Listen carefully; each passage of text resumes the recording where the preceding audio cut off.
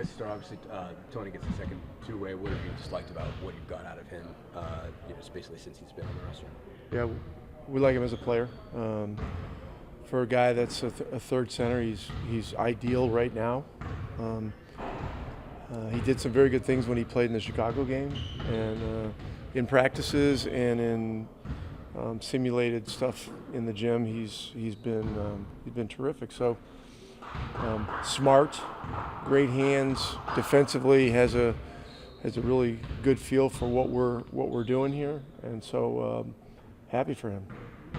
Myles Turner's always worked on his shot, and this year at a career-high percentage. But what do you feel like the value is, especially in the NBA today, of centers who can shoot at that level? Yeah, I mean, big men that can protect the rim and make threes are very important. And there aren't a whole lot of them. There's a few more now than there used to be. But, yeah, and he's just a big, important part of the soul of our team.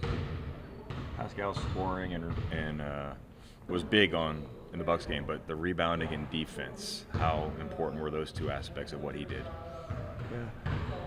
Pascal's just quietly been super consistent, super dynamic, really on both sides of the ball, and he just does winning things. So,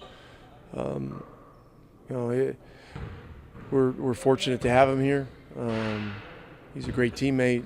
He's a strong leader, and we're going to need more of the same last 18 games. Might have had 6 rebounds in the first quarter. Was there any discussions about this needs to be just maybe a point of emphasis, or is it just something that he knew he needed to do?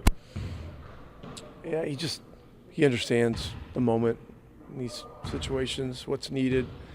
And as far as a specific number, I don't think that goes into his head, but he's just playing the game. I wanted to go back to your comment when you're talking about this team as an ecosystem. I don't have a better word, by the way, not yet. I still think that's a really good one. What is this team more, I guess for some reason, interdependent than it's been in the past? I guess obviously when you guys have had guys out this year, you haven't been as successful in those cases as you were last year. It seemed like it was easier to lose a guy or two and still, win a couple games. Has it been more difficult for this team for some reason? Why do you think that is? And is there something that you want to see them get better at in cases when a player or two is out? It's hard to say. Each year is different. A team that has success one year comes back, and the following year, and things are different. Expectations are different. So it's a hard question to answer, other than to say that today's Thursday. And it was important to have a productive practice today, and we need to get on the plane and get ready for tomorrow. Because we're at practice time at this point of the season. Any focuses you guys had in particular today that you wanted to iron out? Habits. I think more defensive habits, but offensively too, and just mindset and just things systemically that are important to us having success. Ben Shepard, when he came in, basically fit in any group right away, and that's continued to this year. What makes that so possible for him, even beyond maybe just the skills that he has? I mean, I just think, he's kind of like our Swiss Army knife. He does a little bit of everything, and he's guarding the other team's best player. He's a ball mover.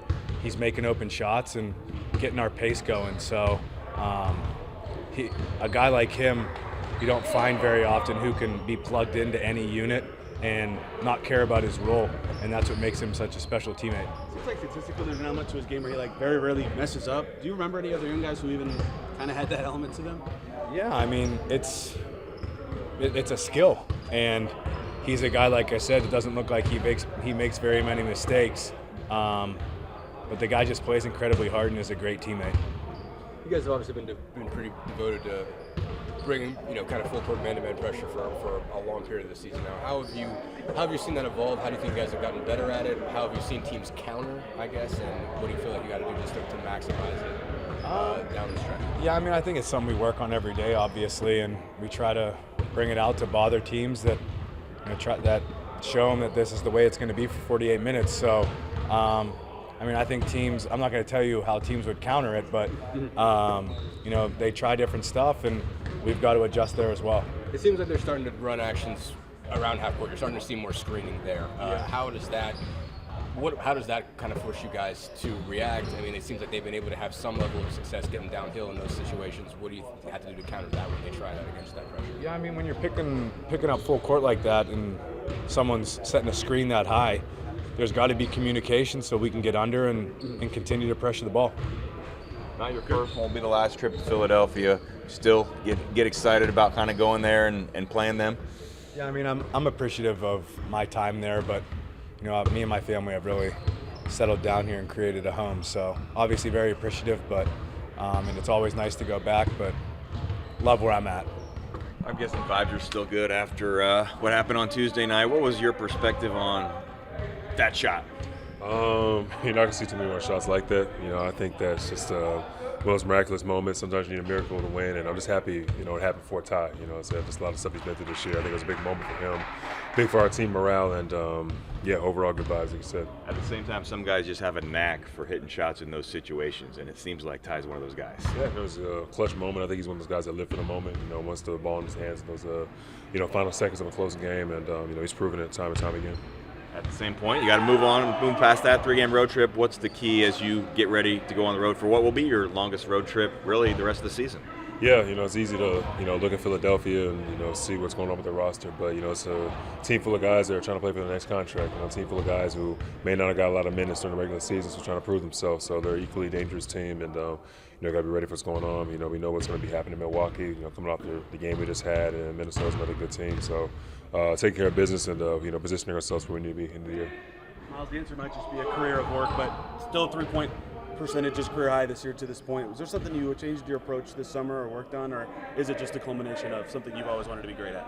Yeah, that's everything you just said. I worked really hard on my shot, worked really hard on my mindset with it. I think post All-Star break, I've just been shooting them, more freely, shooting a lot more than I have in the past, and you shoot the ball more, the ball goes in more. So just continue to get looks up and continue to be aggressive, behind the line. Pascal always talked about how much you and him fit together in the front court. When he got here, how much do you feel like that changed your shot diet, or what was available for you? Yeah, gave me more of a steady diet. Teams got to either double team him or, using the 5 angles to help, and I'm able to kind of get loose in the perimeter, or transition, maybe get loose a little bit more, when he's driving and attacking. So some of that helps me, complements his game because it gives the space to work and space for me to do what I do outside. Does it give you shots? Usually you get a lot of pick and pop threes, but the fact that he can work in a ball screen too, does that just allow you to shoot from different places, I guess, as well? Because you get that corner three sometimes, when he's on the floor, you don't necessarily take as much. Yeah, just more opportunities, I would say, just because I see he requires so much attention. He's when he's operating down there, it's hard to just put one guy on him and single team him, and if you do that, it's kind of pick your poison situation. How have you seen him not change this year, but I guess kind of enhance his personality, I guess? As you've seen him get more comfortable, that he's on a contract here and sticking around. How has he functioned differently? How has he functioned as kind of part of the leadership group for you guys? Yeah, I think he started to find his voice a little bit more towards the end of last year, especially going to the playoffs as he got more comfortable with this group and this roster. But now that he's here, I think he considers his home. And he's considered, when you're home, you're a lot more comfortable just with the people around you. So he's using his voice a lot more. He's shooting, phenomenal this year as well, and as well as working the inside. So, someone who fed our system, kind of right away when he got here. I think Rick talks about this team as an ecosystem a lot. I think he was just talking about how this team kind of being very independent on itself and it kind of being shaken up if it loses 1 or 2 guys. Is there something that bothers you about the fact that, last year when you guys lost a player or two, it was sort of easy for you to kind of keep going? This year there's been kind of more struggles when you've been out somebody. What do you think is kind of the issue there? And I guess where do you have to get better when you are a man down? We're a well-oiled machine. Like you said, I like the term ecosystem. We all depend on each other for all certain types of things, and we all function really well as a unit when we're healthy. I think when guys are going down, you're trying to figure out lineups a little more. You're trying to figure out roster and I guess flexibility. So it presents its own challenges. I think the better approach we can take is just strapping in defensively. I'm telling you, anytime you have a guy up or guy down, that's one place you can always hang your hat on. So I don't mind the difference between the up and down, because I personally just know how well we do work when we're all well-oiled machine. Speaking about defensively, obviously you guys have been bringing that full court pressure all year. It does seem like you're starting to see more teams try to, bring a ball screen high and kind of counter it that way. What's important for you guys in those circumstances when that's how teams are countering your pressure, that's kind of starting their actions around half court? Just change our approach. I think that me as a big, I got to be up a little bit higher. Usually the 5 is setting some screens, so present a little bit more help. But also, I mean, if you look at it, speeds teams up more. So if you're getting a high ball, so you're coming downhill, you're getting a shot with like 18, 19 seconds on the clock. And at the end of the day, it's kind of what we want. So. Yeah, I think it's kind of a bigger point situation. I had one final question about Milwaukee with an eye towards Saturday. Giannis, I think, only had 2 points, not many field goal attempts in the fourth quarter. Pascal's a big part of that. How does having Pascal help as sort of maybe the first option while it's a team effort slowing him down?